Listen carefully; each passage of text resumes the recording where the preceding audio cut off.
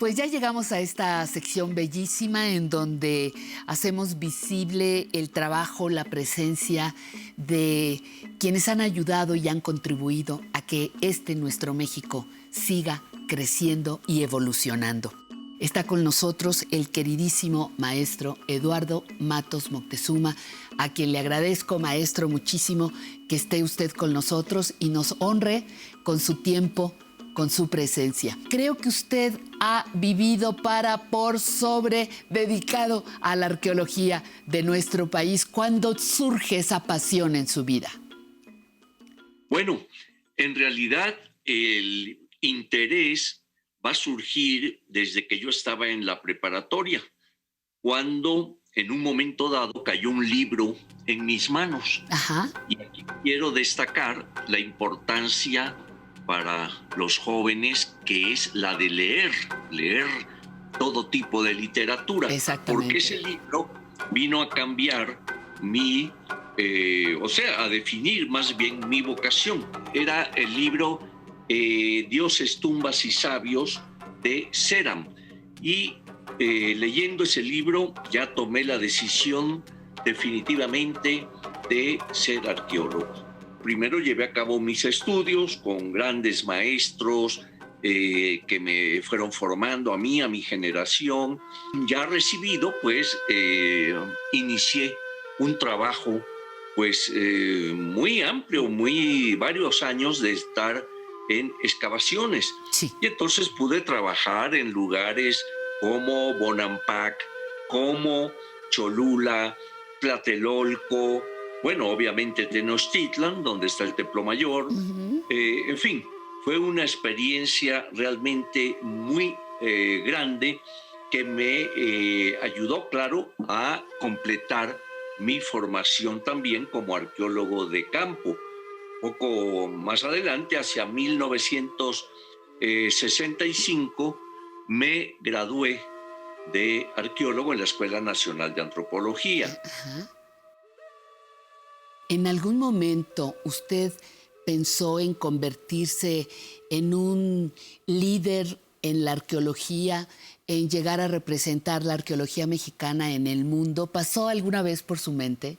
Sí tuve la oportunidad que me dio el director entonces, allá por 1978, del Instituto Nacional de Antropología, para hacerme cargo de los trabajos de excavación en el Templo Mayor, a raíz del hallazgo fortuito de aquella monumental escultura de la diosa lunar, La Coyolxauhqui. famosa Coyolxauhqui.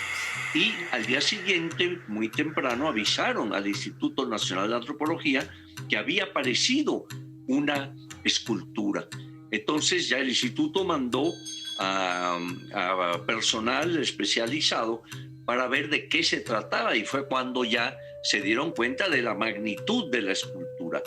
Y lo más interesante es que esta escultura formaba parte del conjunto del Templo Mayor, del principal edificio mexica. ¿Qué significa, don Eduardo, excavar para un antropólogo? Es decir, no se trata de agarrar palas y listo. ¿Nos puede explicar un poquito la importancia y el cuidado que requiere y el conocimiento que requiere ese excavar y descubrir algo? En efecto, no es nada más llegar y aventar tierra para arriba con una pala, Ajá. sino hay toda una técnica que se debe aplicar, y es una técnica muy rigurosa. Además, implica el contar con todo un equipo de apoyo para las investigaciones arqueológicas. Es así como desde un principio en el proyecto Templo Mayor invitamos a químicos, biólogos, geólogos, Ajá, ajá. porque todo ese equipo va a ayudar a entender lo que se está encontrando. ¿Qué otras pasiones le alimentan en su vida? Bueno, yo siempre fui, pues desde joven, muy apegado a la lectura, eh, al arte, a las expresiones estéticas en cualquiera de sus formas, ¿verdad? Sí. Música, danza, poesía, en fin. Yo siempre he dicho que en mí hay dos aspectos. Es una dualidad. Ajá. Por un lado el académico, es decir, todo esto que he platicado, el rigor que la academia te impone para hacer tu trabajo de excavación, de investigación, etcétera. Y por otro lado, el de la sensibilidad, el de estar siempre muy cerca de las expresiones estéticas o artísticas. Ajá. Entonces, esa dualidad ha estado siempre presente en mí. ¿Qué ha significado para usted envejecer? ¿Le pesa, le estorba, le enoja, lo devaluó, lo hace sentir mejor? Hay de todo, A ver. porque las palabras con que empecé ese homenaje, el título es Mis 80 años, y comienzo diciendo, a los 80 años se está más cerca de la muerte, pero también de la vida. O sea, con eso ya te darás cuenta que yo, que he escrito mucho sobre el aspecto de la muerte en el mundo prehispánico, no soy ajeno a ese, en parte, temor que se tiene a morir. Pero lo importante es sentirse satisfecho por lo que has hecho, por lo que has producido, por lo que has creado, a veces con errores. Yo comentaba también que en mi vida han habido 5 grandes rompimientos, ¿no? El primero fue romper con la religión, y siempre he dicho que la mayor obra del hombre, la mayor creación del hombre, es haber creado a los dioses, ¿no? No los dioses a los hombres. Exacto. Después fue el rompimiento también con la familia, es decir, separarte de la familia y buscar otros derroteros. Sí. Después también el romper con el poder que puedas tener dentro de tu profesión. Ajá. En mi caso, yo llegué a presidente del Consejo de Arqueología, que pues junto con un grupo colegiado, es el que acepta o rechaza todas las investigaciones en México, tanto nacionales como extranjeras. Ajá. Y entonces llegó un momento en que ya no quise ser eso. Y fui, presenté mi renuncia, y entonces también el cuarto rompimiento fue digamos, con las cosas superfluas de la vida. Y cada uno de ellos era para superar y pasar a una mejor etapa. Y el último, el quinto, es precisamente el enfrentamiento con la muerte, ¿no? Amé, muy amado, el sol acarició mi faz. Vida, nada me debes. Vida, estamos en paz. ¿Qué le falta por hacer, maestro? Me gustaría todavía seguir haciendo, seguir escribiendo y demás, y lo hago, ¿verdad? Pero pues va a llegar un momento inexorable en que eso se va a detener, obviamente. Entonces, pues, simplemente seguir produciendo, ¿verdad? Seguir viendo hacia el pasado, ya que el futuro es incierto, y entonces sigues produciendo, exacto, sigues dando tus conferencias, sigues leyendo, en fin, escuchando música y listo. ¿Qué hay de planes suyos para este 2021? Hay varias conferencias que ya están programadas, todas ellas referidas al México prehispánico, desde luego. El año de la conquista de México, pues la mayoría de ellas van enfocadas a ese aspecto. Ahora se nos quiere hacer creer que 1321 fue el año de la fundación de Tenochtitlan, y todo con fines políticos, para que empate con 1521, 1821 y 2021. Ajá. O sea, un absurdo total. Estoy ahora escribiendo para la revista Arqueología Mexicana, realmente es una de las mejores revistas de arqueología mundial.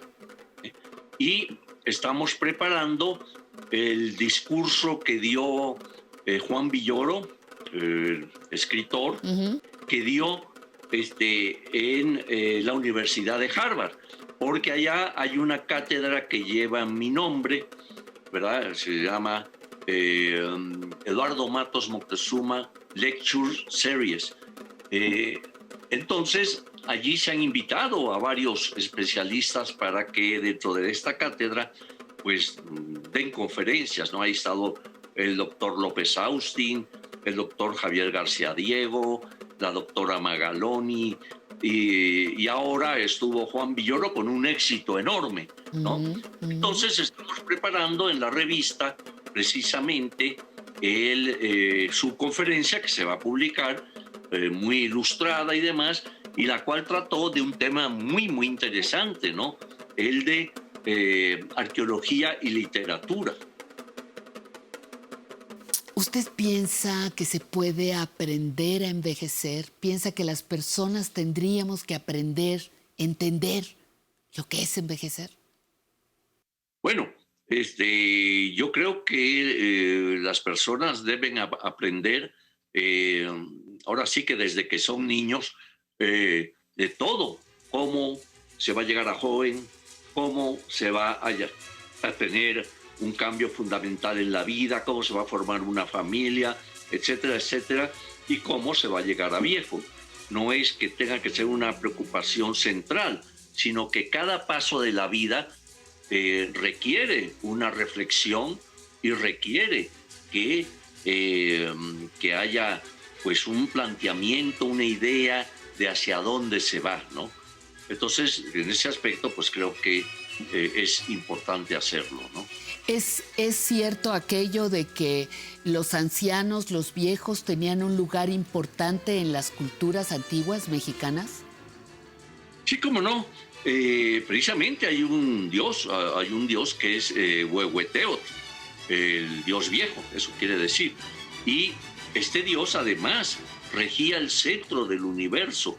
Era un dios sabio y demás. Entonces, claro, había un respeto por los ancianos, tenían ciertos privilegios envidiables como el de poder beber pulque, cosa que no se permitía a toda la población. En fin, entonces digamos que sí había un respeto especial hacia los ancianos. Bueno, actualmente sabemos que en algunos grupos indígenas pues hay el Consejo de Ancianos, ¿no? En el cual tiene gran peso dentro de su comunidad, ¿no? Entonces, esto pues también es relevante, ¿no? El respeto a quien tiene la experiencia, a quien tiene el conocimiento por su edad.